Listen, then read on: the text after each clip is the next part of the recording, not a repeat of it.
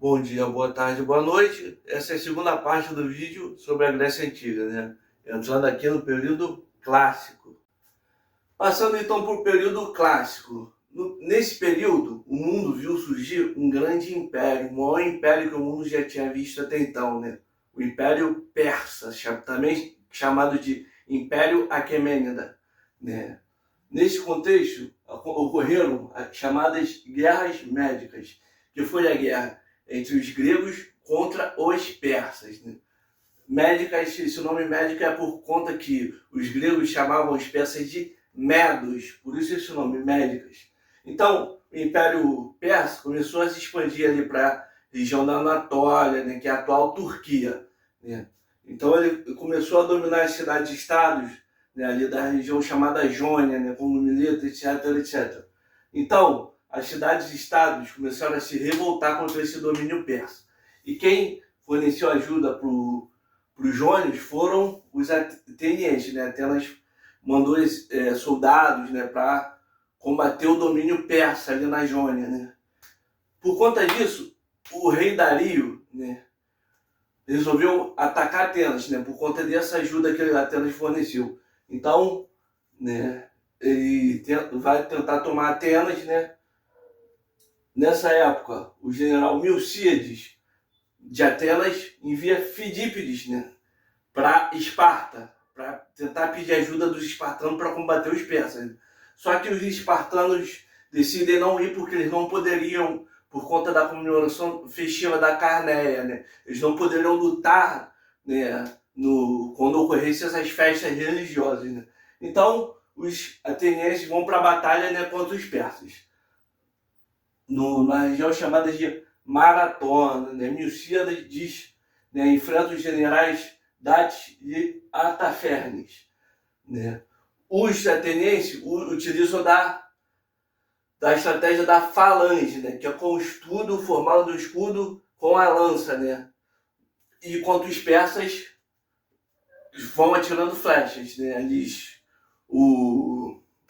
A estratégia deles é atacar de longe com chuvas de flecha, o que acaba não dando certo, né? Pois a falange ateniense forma um escudo, né, quase impenetrável, então as flechas não conseguem atingir os soldados persas, é quase ineficaz. Então eles vão para cima dos persas e conseguem derrotar os persas, né? Dizem que Fidípides correu 42 quilômetros de maratonas até Atenas para avisar que eles haviam ganhado a guerra, né? Eles correm 42 quilômetros e grita, vencemos, e morre. Por conta desse trajeto de 42 quilômetros, né, que a modalidade esportiva de corrida é chamada de maratona, né, por conta da batalha de maratona. Então, Dario, né, depois de perder essa batalha, ele planeja, né, retornar. Né? Ele fica 10 anos, né, para combater Atenas, para voltar e tentar dominar Atenas mais uma vez. Né? Só que ele morre. Então, né, 10 anos depois da Batalha de Maratona, né, o seu filho Xerxes havia assumido o trono. Então, Xerxes resolve invadir, né, a Grécia de novo. Né? Então, ele quer tomar tudo de uma vez rápido. Então, ele convoca um exército muito grande, né, que tinha egípcios, fenícios, etc. Era um exército muito grande. Então, os atenienses e os espartanos se juntam. Né? Bom, os espartanos, né, vão até o Estreito da Termópilas para bloquear eles, os persas ali no Estreito da Termópilas. Enquanto os atenienses desenvolvem diversos navios, né, barcos, né, diversos barcos, né, para bloquear ele ali no Cabo Artemis ali. A estratégia dos atenienses é através da batalha marítima, né, pelos mares, né? Na batalha das Termópilas, né, o rei Leônidas junta 300 espartanos e mais outros gregos, né? E eles conseguem combater os persas ali no estreito, é uma região muito estreita, né? Que de um lado tinha um muro, né? Era uma região muito montanhosa, né? De um lado tinha de um penhasco, né? e do outro lado tinha um grande paredão, né? Então eles conseguem batalhar ali, segurar os persas ali, né? Até que um cara chamado Efiotes, ele conta, ele revela os persas que tinham um outro caminho, né? Então os persas conseguem ir por outro caminho e derrotar, massacrar todo o exército espartano ali, né? Matando Leônidas e todos eles, né? Então, depois de derrotar os espartanos, né? Temístocles, né? Que era o comandante de Atenas, ele recebe a informação, né, que os espartanos foram derrotados, né? Então eles recuam, né, ali. Então os persas conseguem avançar e saquear Atenas, né?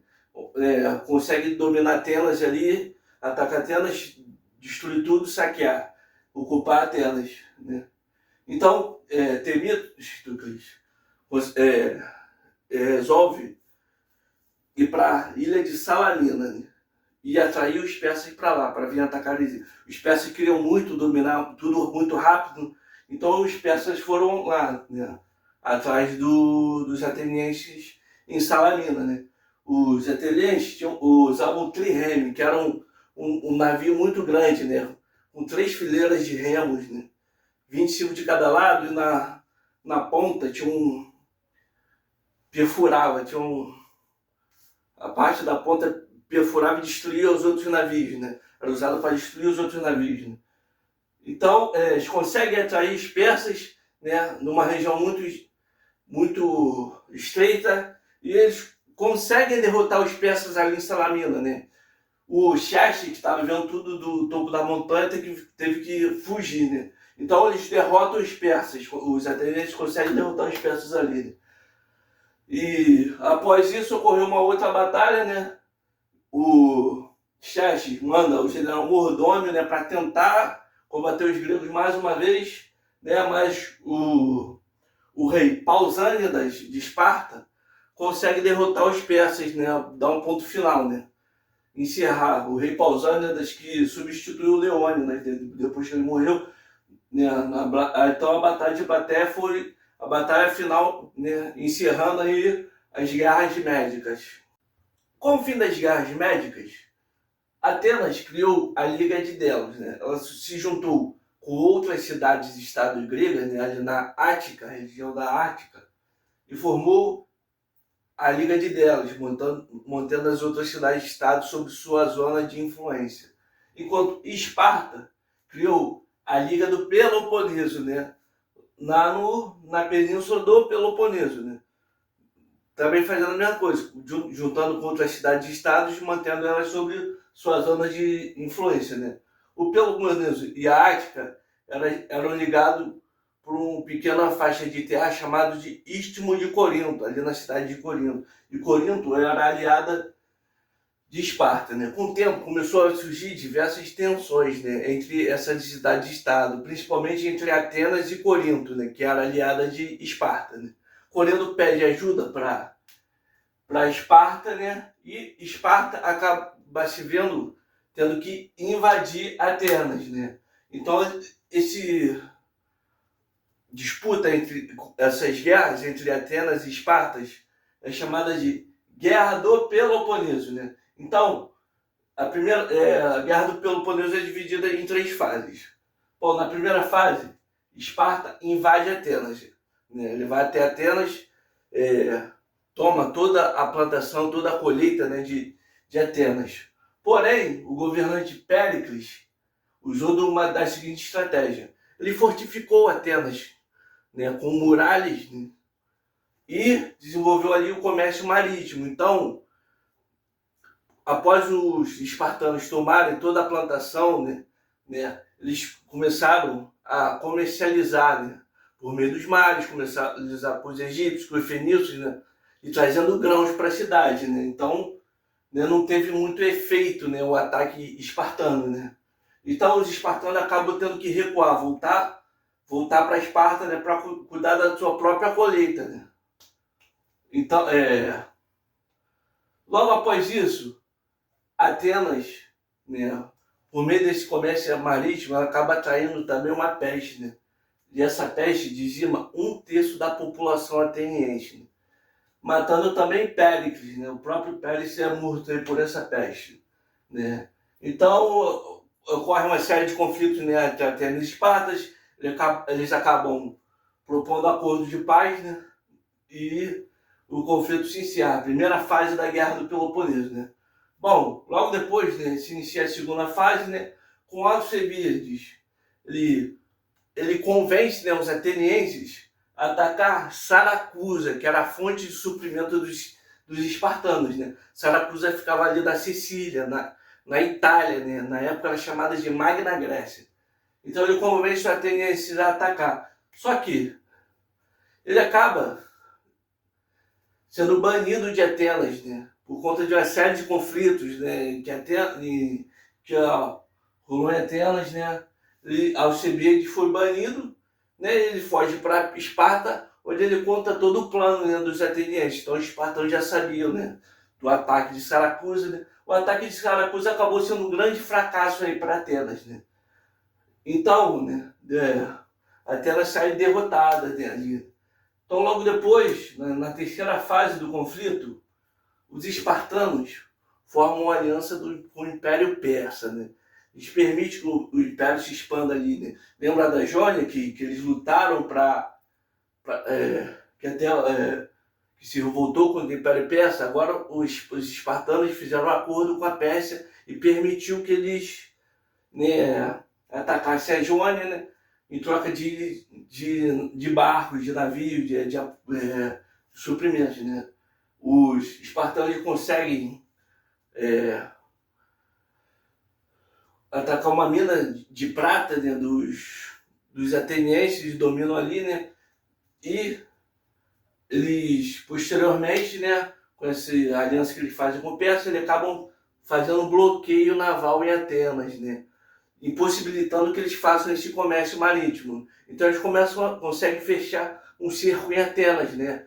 Atenas, sem suprimentos, com a população passando fome, eles acabam se rendendo, né? A Pérsia que estava sob o comando do general Lisandro, né? Então Atenas é derrotada e é isso, começa o período de hegemonia espartana, né?